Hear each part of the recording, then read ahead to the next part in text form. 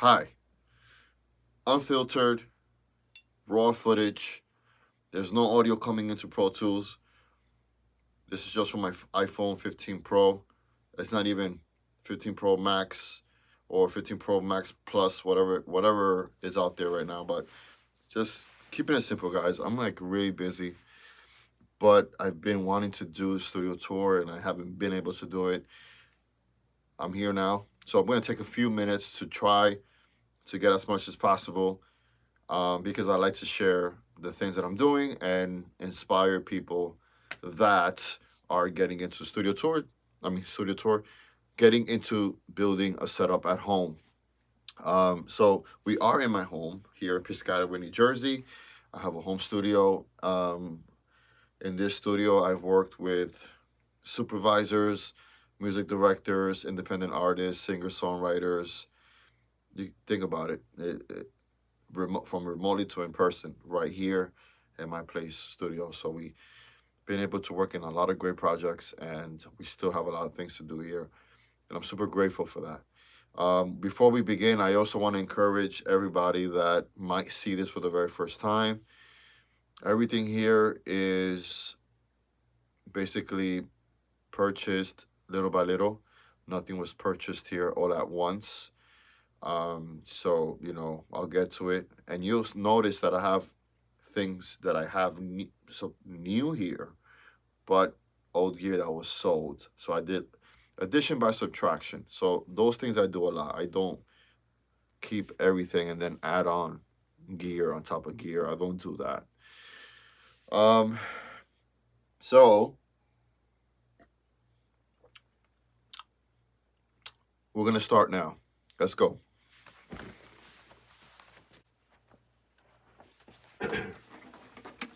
Okay. Now let's start with this because this is actually right here in the start of the U shape. This is my post-production section right here. And I want to give you guys as much detail as possible. This is the Avid S1. This is like the portable, affordable version of the S6, S4. Correct me if I'm wrong. There's an S3, but that is not. S3 is like the old version of this. S1 is the new version. If I'm wrong, please correct me. So this is Avid gear. This is also a control surface. So this is not an analog mixer. So this is this works in connection with Pro Tools primarily, Logic, and I'm not sure about the other dolls. But this is a great device because what this does is when I'm done writing music, I can't have a piano in front of me because I get distracted and I won't feel like I'm in post-production. It's just how my brain works. I want to feel like I'm here and I can focus on doing what I have to do. Now, you may ask yourself, why is it on the side? It's not over there. I'm going to share that with you in a second. So now, when I work on this side of my studio, I have my sweet spot, which I'll show you in a second. It's obviously here in the middle. So the triangle technique, it leads my sweet spot to be like towards the middle of this room. So if I'm mixing here, I can always just turn around and slide to the middle and make adjustments. That's one way that I work with post-production. Another way is that this table is on wheels.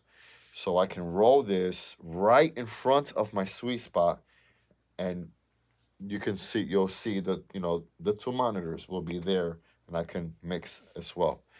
Now, a lot of times when I'm mixing, even though I love to use the monitors in the studio, which I do, I always have my workflow starting with the Slate VCX. Now, this has been around for a few years, and I'm one of the many people that jumped into this boat. These are headphones that emulate studio rooms. They have a lot of studio rooms now. It's a cool device because it takes you into an atmosphere where you don't have to worry about the imperfections of your room.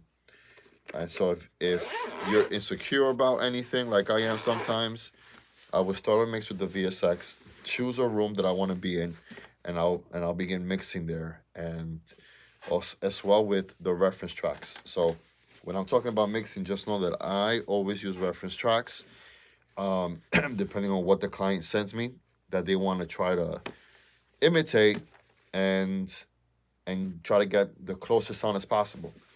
I always start with these, and then I'll get out of this and I'll go into my studio monitors as well with the reference. So I have the reference playing out the studio monitors as well as my mix. So this VSX is a great tool.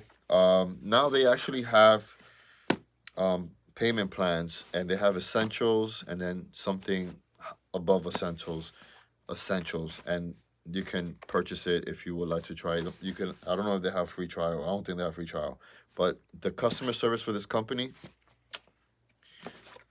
great. Okay, so then this is the middle part, well, the other side of my post-production table. And over here I have this thing that I call the Dolby Atmos Panner. It isn't from Dolby Atmos. It's a device that it's a mouse basically.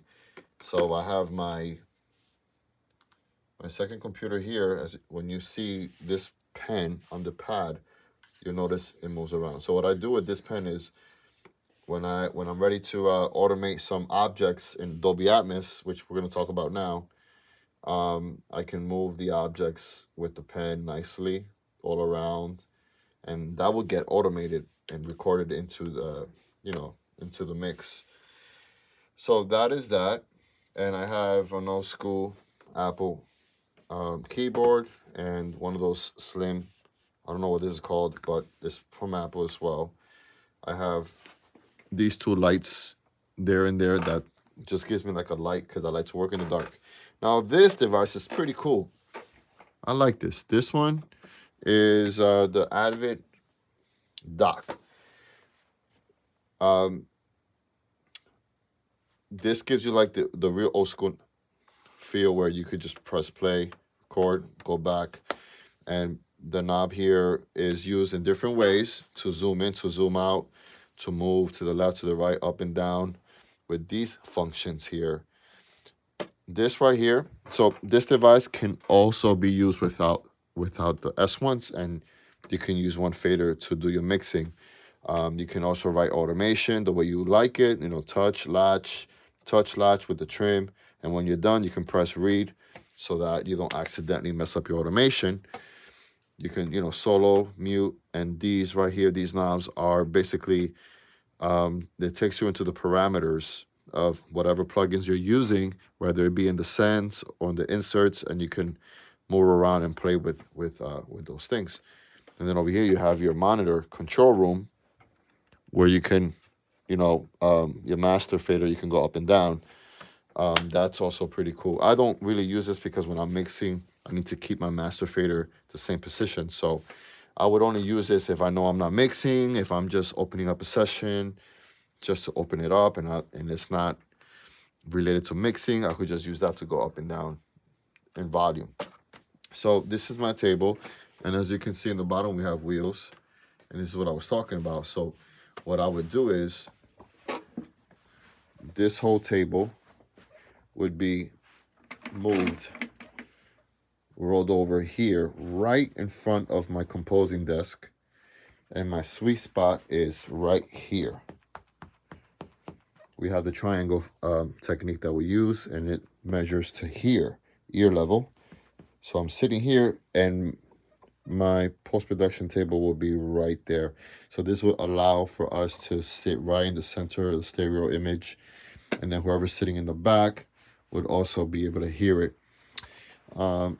So when I'm working in Dolby Atmos, I could be working here, or I would keep my setup where I just showed you before, keep it in the middle, because I'm going from stereo and then I'm going to Dolby Atmos. A lot of people do Dolby Atmos and then mix down to stereo.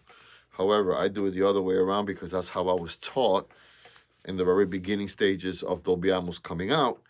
people would actually take the stems, as many stems, and dump it into a Dolby Session template and mix from there. So soon enough, I'll do it the other way around. But right now, I'm having so much fun doing it the way I learned to do it. And it's just, fun to do it. I enjoy it. So how do I work with the Dolby Atmos? It's pretty simple. Right there. So this is where all the objects go. This is depending if someone has a studio setup, a physical setup, they will configure it in the Dolby Atmos renderer. So, and then you have the box here where you can, where your objects moves, you can see where your objects are going. So if I play something that's already in here, I have a master file in here, you can see, hopefully I can play it. Let me see, I gotta look at my settings. I don't have this set up right now to do anything. So I have to go here. Oh, yeah. Let me go into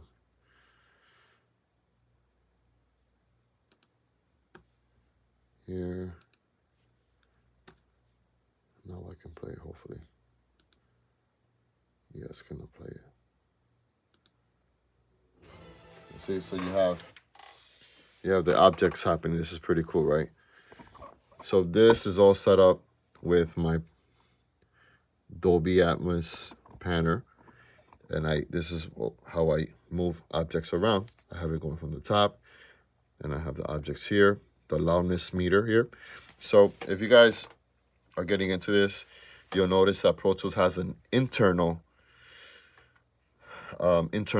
Dolby render. However, the internal doesn't have the features that the external has.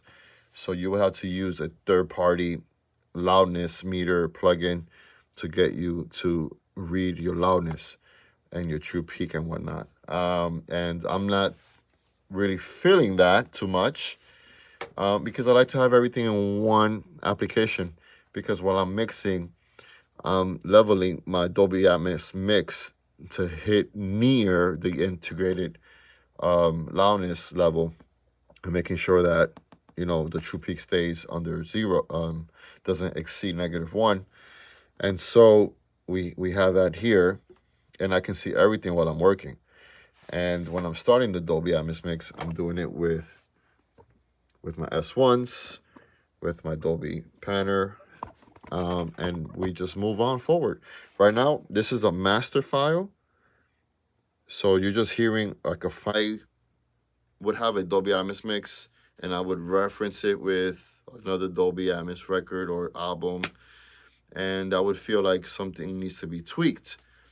And with that something being tweaked, if I kind of know it's really not a big deal, so I would dump it. I would dump that Dolby Atmos mix, which already, at this point, I already set everything up. It meets the specs. It's ready to be distributed. But I want to change something in there. I don't want to go back to my Pro Tools. I would use this thing called the Dolby Atmos Album Assembler. And a lot of people don't know about this. Sorry, this is...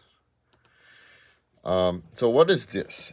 This is basically, if I was to put this in input so that I can operate here, I would look for the ADM BWF file.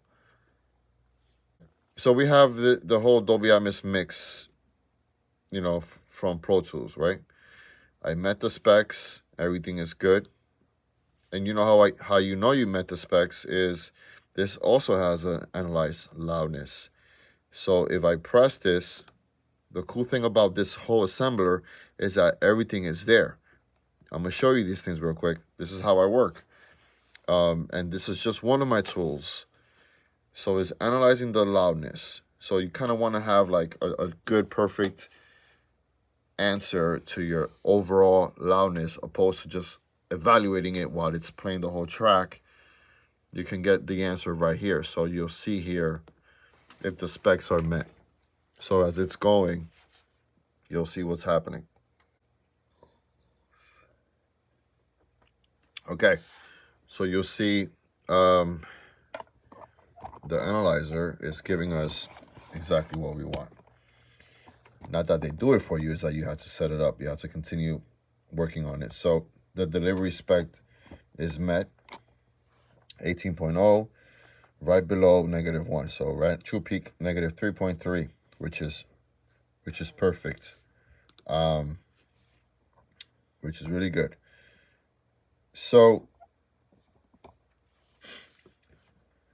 if I need to EQ something, if I want to make something a little bit bright, I would put in here, and then I would just do what I have to do here. Limiter, do what I have to do here. So as I'm editing, I can still see the loudness, not only through here, guys, but also connected with the Dolby Atmos render. So these two applications work together. It could only work together. It can't work. The outboard assembler needs to be connected to the renderer in order for it to work, because you're getting the information that you need into the Dolby Atmos renderer. Okay, so you would kind of like work with these two applications, which I love it because it's like it just works great. Now, a tip that I want to give to those that are getting into this: Dolby Atmos tab is what matters, not the binaural. If you see, the binaural is at 18.1, which is still good. You could deliver 18.1 as long as it doesn't exceed into 17.9. This is just luck that I got it really close. True peak at -2. But this is the tab that matters most. So we'll go back to the Dolby Atmos render. This is the tab that matters most, not this.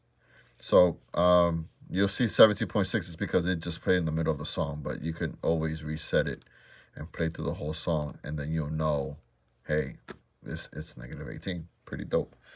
And over here as well, like if I go to setup, to input and master, I have the loudness analysis, which also, this is, so if I was to press it, you guys will see that I'm also going to meet the specs. And as it's going, this process is quicker than the assembler, which to me, I'd rather deal with this opposed to a third-party loudness plugin and just estimate what the loudness would be, which I don't like doing. So right here, you see 18.0, -3.3, just like the assembler had it. Binaural 18.1. Binaural doesn't matter. I'm going to repeat that again. This is what matters. Okay, so now I'm going to go back to where I was. So this is probably the newest thing added to the studio, which that's why I kind of like spent a little bit of time with it. Now you may ask, where's your physical setup? How are you doing this? Good question. I was hoping you would ask. I have a process. So I do the mix in binaural. I also have references here. So let's just begin from the beginning. Let's start from the beginning. When I'm actually mixing this with Pro Tools, I have my my starting tool from Olo Audio. I'm actually endorsed with them, Olo Audio. This is their S5X headphone, and this has an EQ curve of certified Dolby Atmos Studios. It's a plug-in. Plug it in and just hear it. They also have a plugin that takes it one step further, a little bit more accurate, and it just gives you a better chance of mixing. Flat response, super flat response, which is one of the reasons I believe you should use your reference mixes all the time, going back and forth to hear the lows, the mids, and the highs with this, because this is so flat that you will think you need to put your bass up or you need a little bit highs on there, and then come to find out you overdid it. So references with these headphones are recommended. You have your left and rights, so the audio, the cable will go out through here into your headphone input. So this is how I start the mix, because it's so flat, and I like to hear things flat with no coloration, just hard, just flat. And then I would decorate from there. So I would go back from the Stereo Master to my Dolby mix. I will go back and forth with the S1s and with this on. And so once I have this figured out, I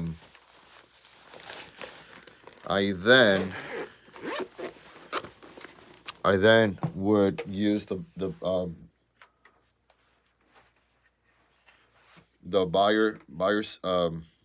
Biodynamic headphones. I have the TD880 Pro. Now these are really cool hi-fi that have a beautiful lush highs from the sounds that come into it, and I use that to see how the highs are, and sometimes I would hear a bit of harshness, and this would actually tell me that. And so I would make some adjustments from there. And this is in the midst of mixing. You know, I either go to like a multi-track, and lower the highs, or put a multi-band compressor, or figure something out to handle the harshness. Sometimes it can be from one track, not the whole mix, and I would just figure that out there. So then from this headphone, I would then probably go back to my Olo Audio S5Xs, go back to this, and then I would use my consumer products to hear how it sounds. So I would use the AirPod Max, along with references. So references are always involved. So I would go to Apple Music to listen to my references, and I would, you know, export the Dolby Atmos from the Dolby Atmos renderer as MP4, hear it on my phone, go to Apple Music, go back and forth. Of course, I had to turn on the Dolby Atmos feature on the iPhone so that you can listen to your Dolby music on Apple Music. It's a lot of stuff. And then I have the Jabras. I think this is the Elite 10. This is also Dolby Atmos, true Dolby Atmos. So for anything that would be out of Apple Music, I could listen to it here, and I would listen to it here. I will listen to both of them, and I will go back and forth. Because sometimes you will place an object in your mix to the high, right? And then on these, you won't hear it much, but on these, you hear it. So it would allow me to kind of make some adjustments the way I would like to. And so it's a pretty cool workflow. And so what happens after that, I would go on my phone. There is an application that I do use. Let me see if I don't have it here, but it's called,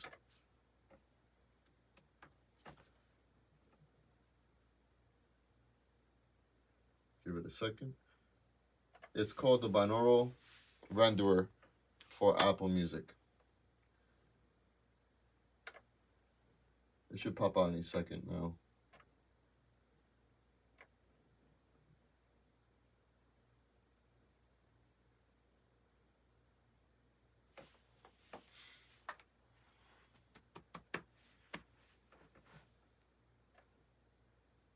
There we go.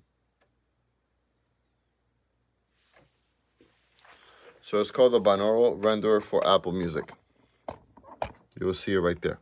So what this does is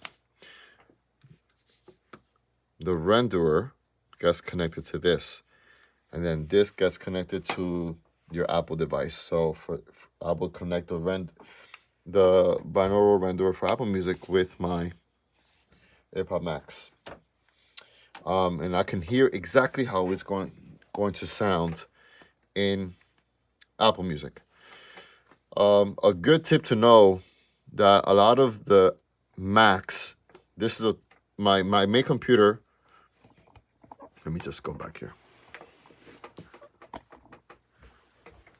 My main computer is a 2019, which means that it doesn't have the head tracking or the spatial audio option. And so with the binaural renderer for Apple Music, I can only do the static binaural renderer. So it doesn't give me the option to they have something here where you can actually hear the spatial stuff or whatever. It's just technical stuff that I came to find out afterwards. You need to have your Mac needs to have that spatial audio option in the computer in order for you to, you know, fully take advantage of the head tracking data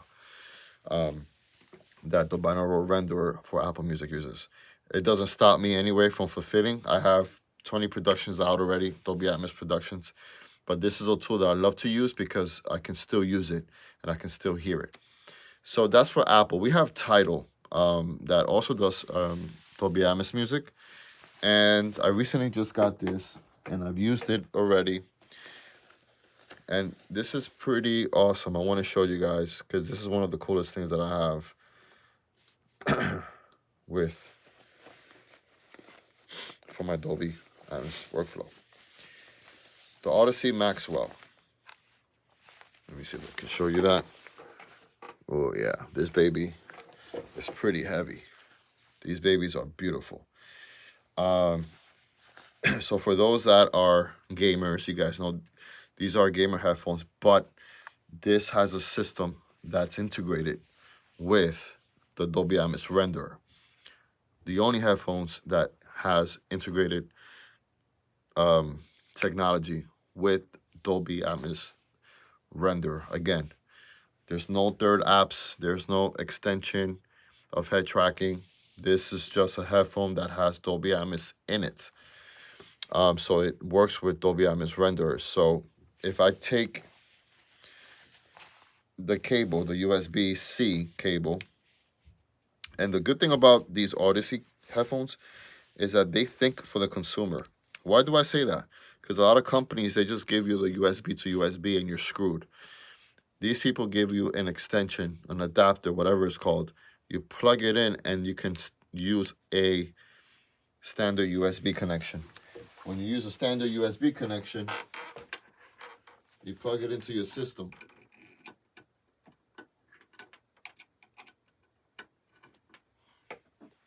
You plug it into your system. You open up the Odyssey HQ app, which you'll open momentarily, whenever it feels like it. Let me just close this app here.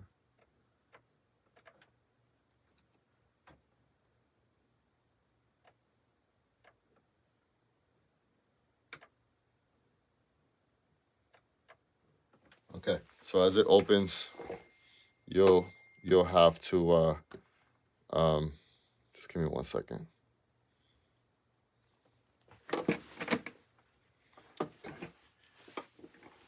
Can it open today?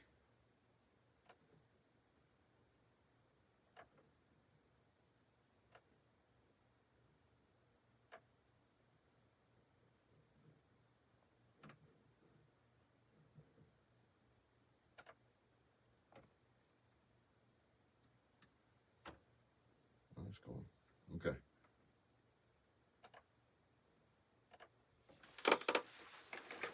It's gonna open now.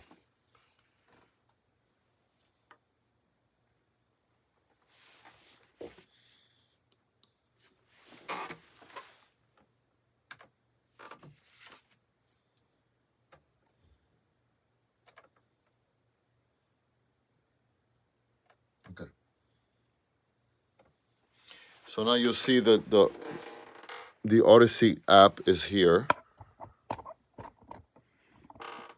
And once I turn it on, power on, Bluetooth, USB. So the head tracking abilities are there.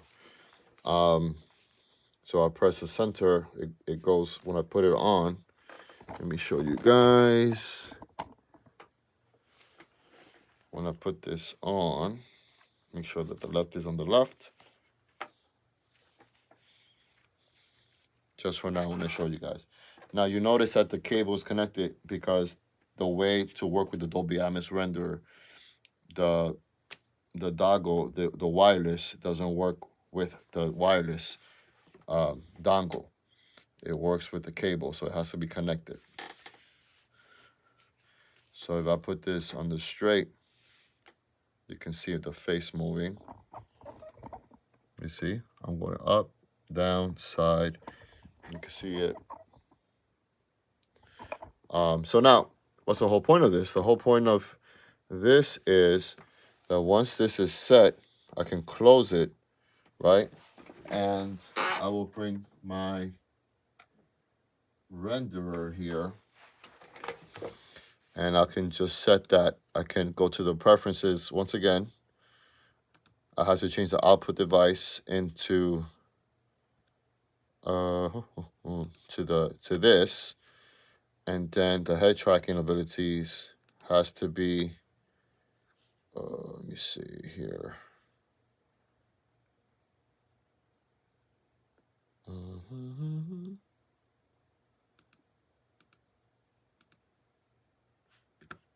Okay, I think I have to accept this first.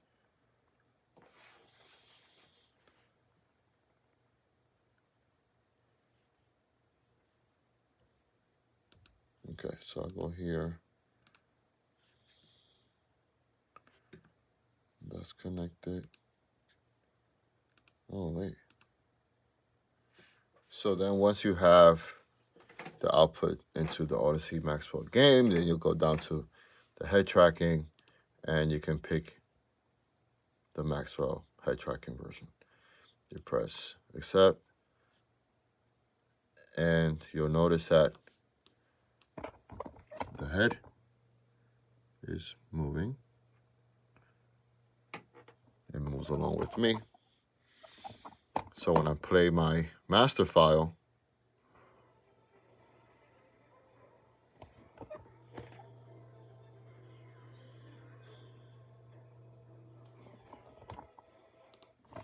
so I can hear all the objects and the whole surrounding areas of the Dolby Atmos mix. And this is how I can analyze the true Dolby Atmos mix.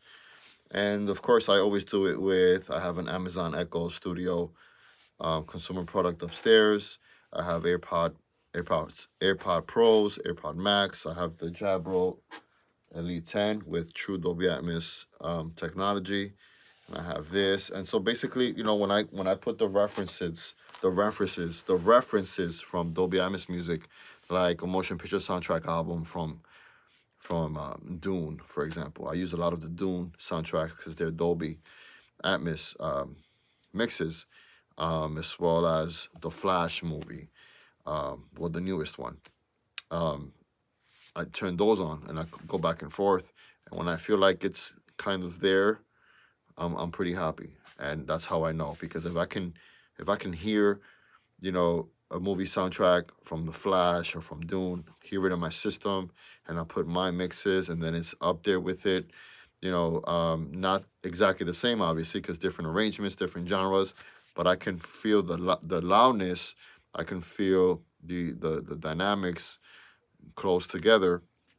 Where, you know, if something sounds really weak, you know, I would sometimes hear soundtracks, you know, from movies that are kind of lower or weak in the Dolby side, and you know, I feel pretty good because, hey, you know, I'm mixing in my work in my workflow. I'm getting it done, and it sounds good to me.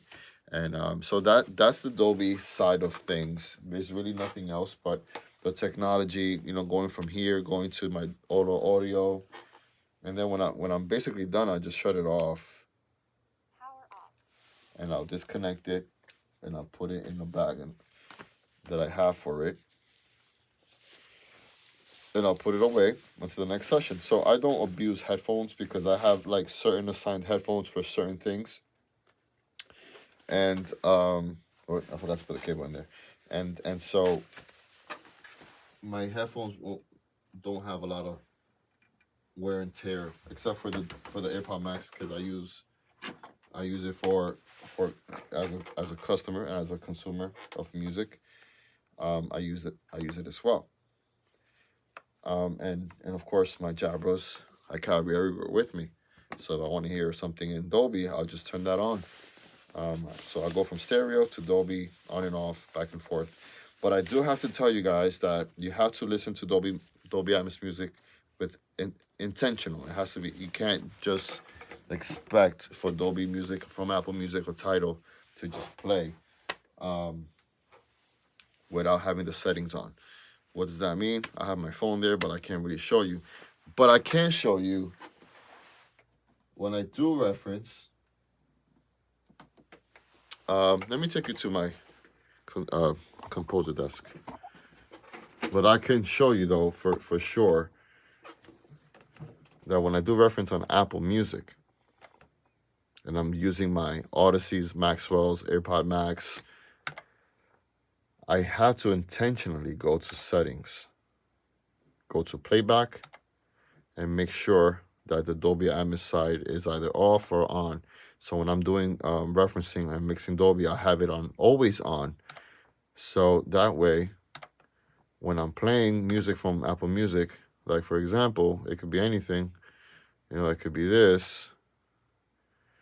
You'll see the logo, the Dolby Atmos logo right there. And when it's just regular stereo, you'll see the lossless symbol there. So that's how when you're listening to Dolby and regular stereo music. So everything has to be intentional. You have to go into settings, turn it on, turn it off, because sometimes you can have it on and do mixing work and compare your stereo mix with a song from Apple Music, and you'll have Dolby Atmos on, and you'll be like, wow, my mix is strong. But then you notice, oh my God, I forgot to turn off Dolby Atmos. So then you have that problem. And that's another thing. Dolby Atmos is lower than stereo. So in a way, it sounds a bit weaker, but the dynamics are open to fly everywhere. That's a good thing about Dolby Atmos. It's -18, the limit.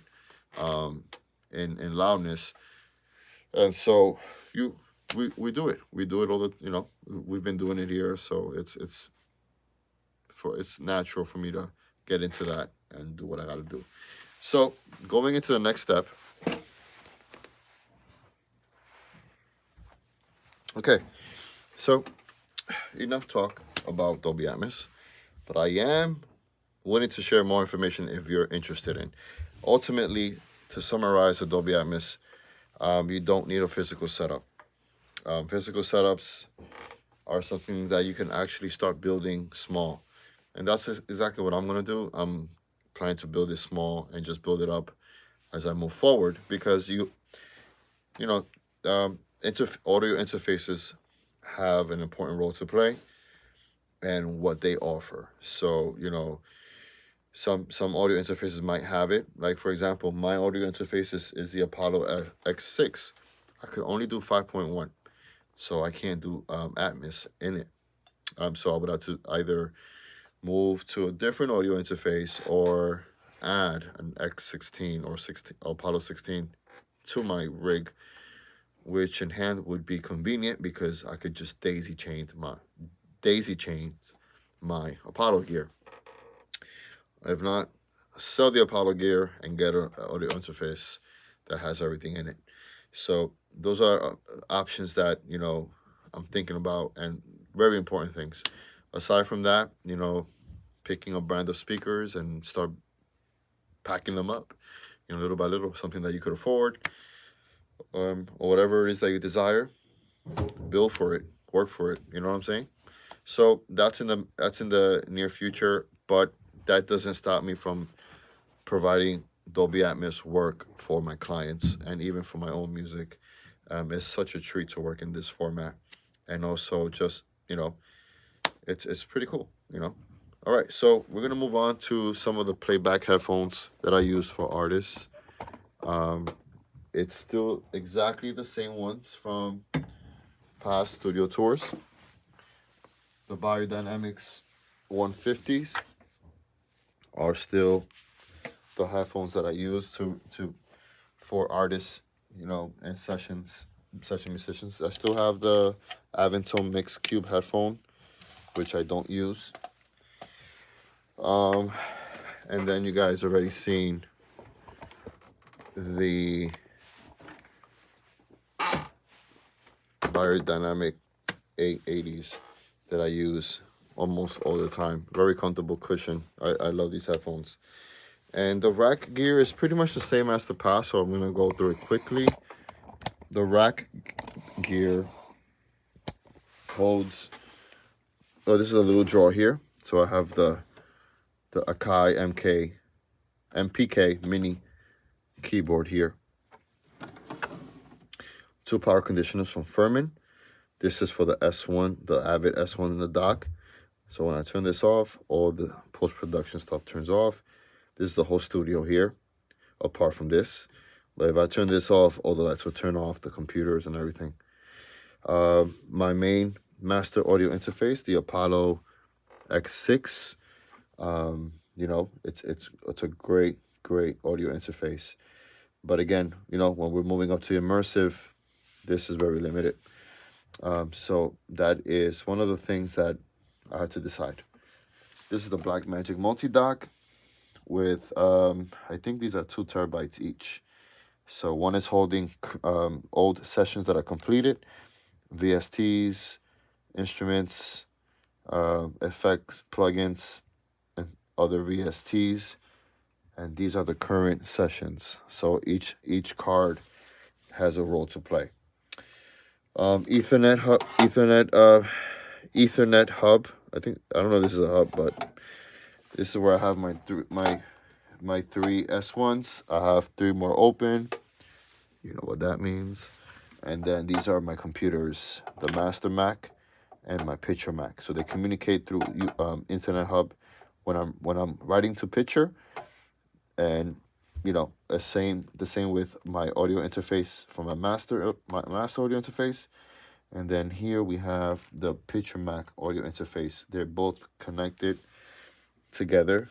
And I have the Motu, Mark of the Unicorn. This is the Picture MIDI interface. And this is the Master MIDI interface.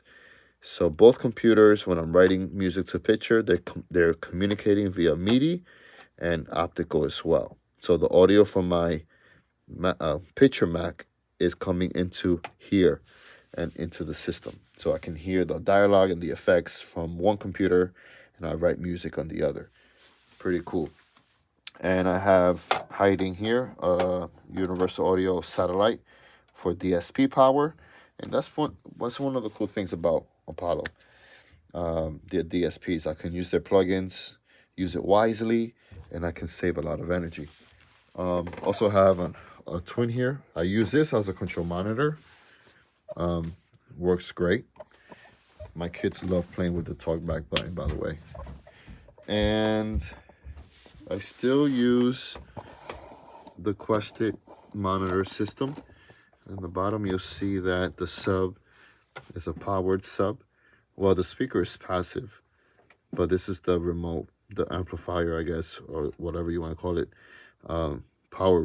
Remote power. So I have the left and right speakers and the sub coming through here, and it acts like a 3-way speaker, opposed to a 2-speaker and the sub. This combines the right and the left and the sub as a 3-way speaker with this system here. So it's pretty cool. All right, so going back up, that is the rack that I have. There's nothing much. I don't have outboard gear that I can show you.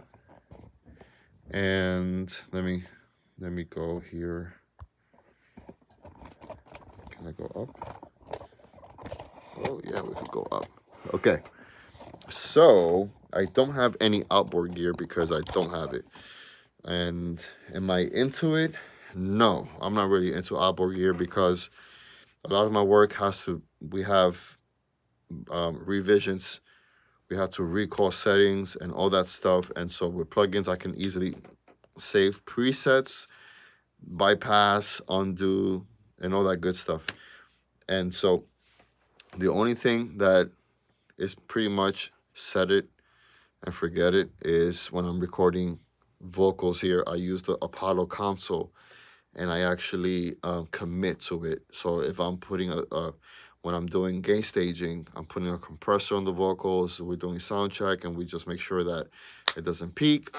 And that's the only basic thing that I am close to when it comes to analog stuff, is using the Apollo console software to gain stage and meet the vocals at an appropriate level using, I can use a compressor.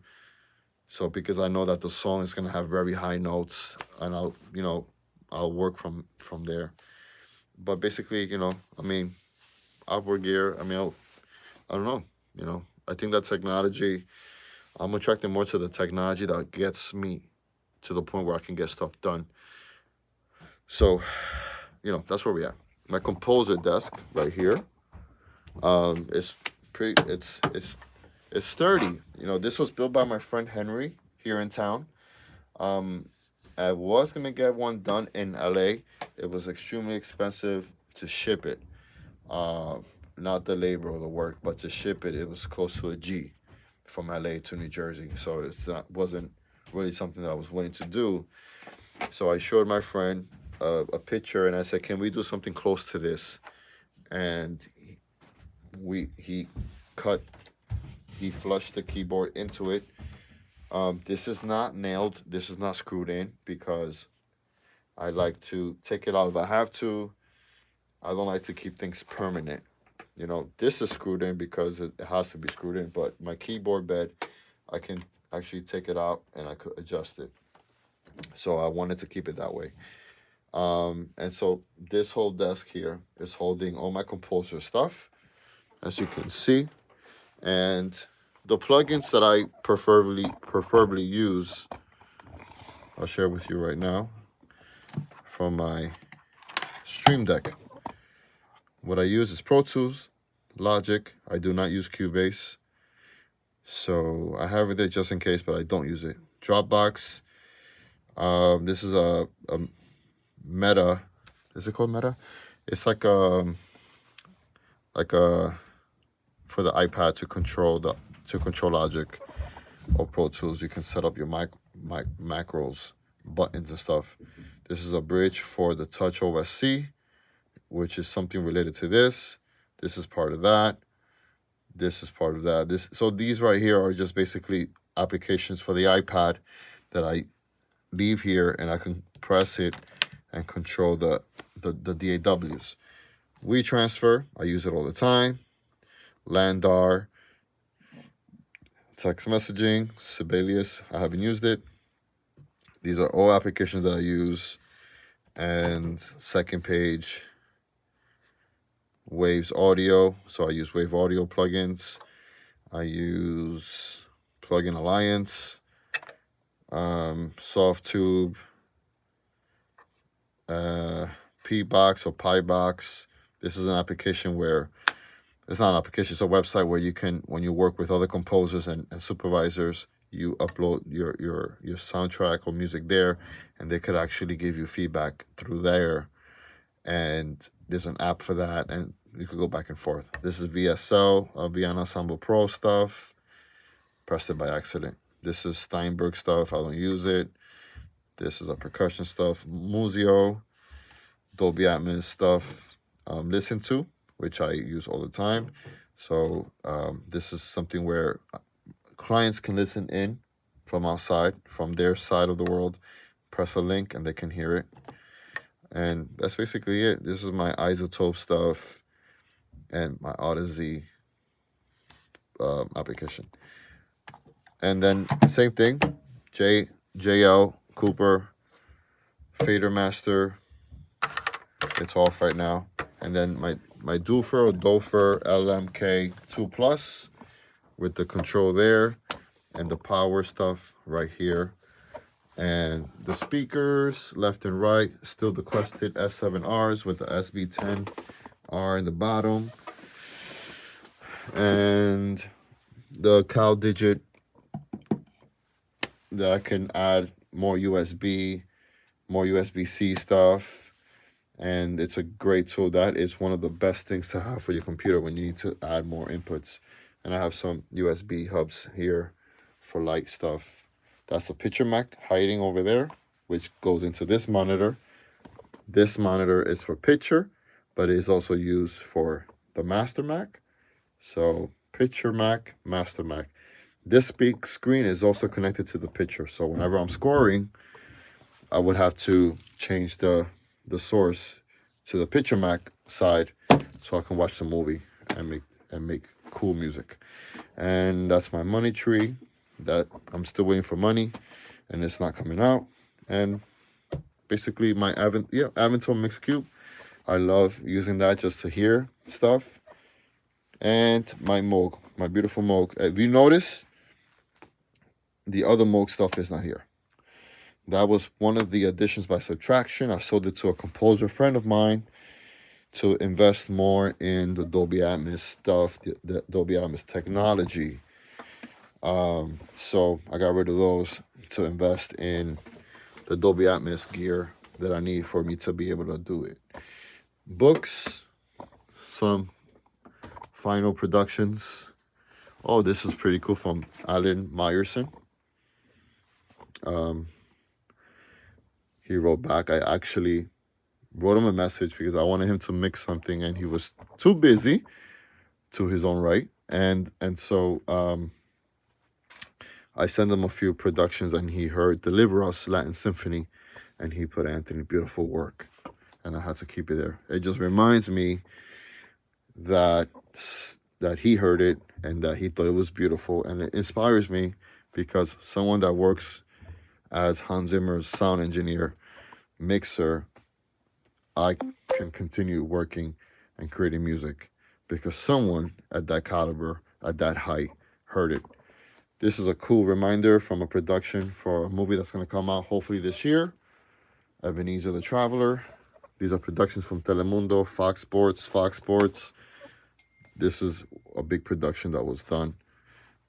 You know, we have some independent films here, documentaries, a mainstream show here, the Idaho College Murders, which a lot of these shows can be streamed across HBO Max, Apple TV, Hulu, wherever else TV shows are streamed. But yeah, so that's the a little reminder of the stuff that I've done to keep inspired and to keep moving forward. You know, I look at all these productions the same way, just do my best work, and let's rotate. And so yeah, so we have some productions, you know, coming throughout the year. Some of these film jobs take a very long time, and it's not like a regular music production where you can get something done in a week. This is something, film work is something where a lot of people are involved, so a lot of feedback, a lot of notes. But it's great to see the end product of these productions, and to be able to use the musical skills in different ways, twist them this way, twist them that way. You know, it's amazing what the art of music can do in pretty much in any industry. So thank you guys for watching this studio tour 2024, and the more new gear, the more gear I get that's new, just know that, you know, I'll be sharing it with you. If you have any questions about any particular equipment you saw here, feel free to let me know. And thank you guys for watching. And don't forget to subscribe, ring the notification bell. I'm not a YouTuber. I wish I could be cool like many YouTubers out there, but you know, maybe if you guys share the video, maybe something could happen. All right. In the meantime, we will continue doing what matters, and it's music and delivering it for our clients and to just get as much music out. Talk to you later.